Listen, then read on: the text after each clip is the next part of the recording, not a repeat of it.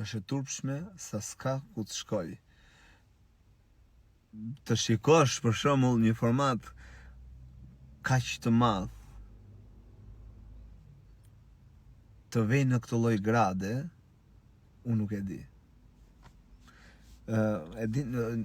Na bëhet mirë sepse neve i japim rëndësi shumë e shumë situatave që ata bëjnë aty brenda, dhe patjetër për shembull e prorët shohin se cila situatë merr më shumë vëmendje, hajde asaj t'i japim përparësi.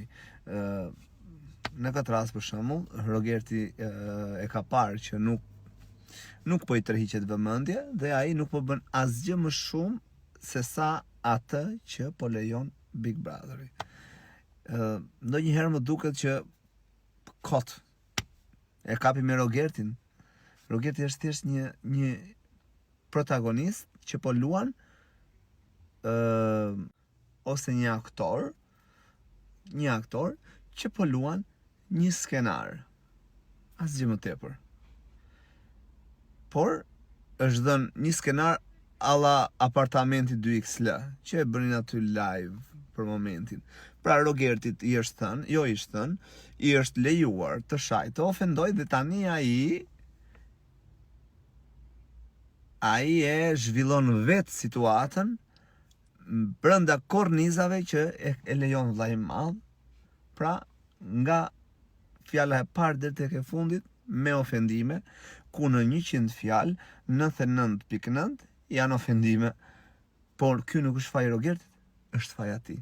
Ai mban përgjegjësi për karakterin e vet që tregon.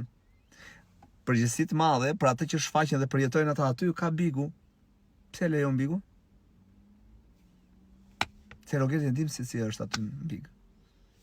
Mu më erdhi turp që dëgjova kur i tha Selinës me sa veta bën seks ti për një herësh dhe me sa ke bër për një herësh. Është e di sa turp është.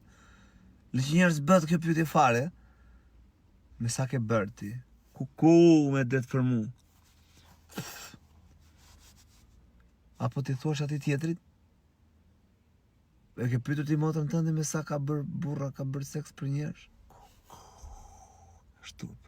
Besoni që është turp. Më erdhi turp mua që e dëgjova.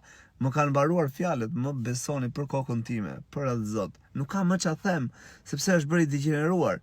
E kuptoni, më ka ikur ajo volja e madhe për ta komentuar, që ishte dëshira e madhe për ta. Nuk kam më një debat konstruktiv, nuk di çfarë opinioni të jap më, se më ka mbaruar, më ka ngelur vetëm të fliq gojen. Po unë pse ka kanë ata mu